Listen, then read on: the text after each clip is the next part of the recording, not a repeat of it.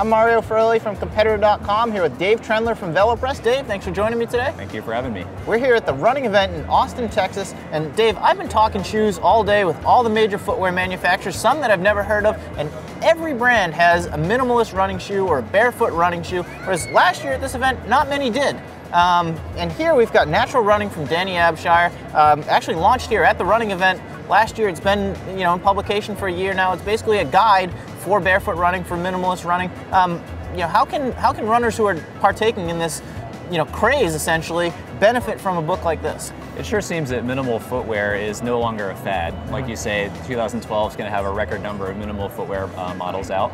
And last year when we published this book, it was sort of time to explain a little bit more about barefoot running and the midfoot strike. When Christopher McDougall's book, Born to Run, came out, it introduced that idea of barefoot running to runners all across the country.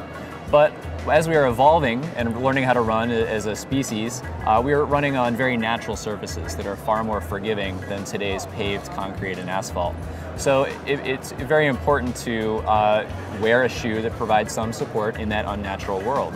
So this book gives runners sort of that middle ground of being able to enjoy the benefits of barefoot running while wearing shoes. They learn how to do a midfoot strike. There's an 8-week transition plan that helps them improve their form and do some exercises, build up the strength and endurance they need to run a more natural way. All right, I remember from talking with you last year, you were trying to fix your running form a little bit and adopt more of this natural style. How have you been able to use the strategies in this book in your own training?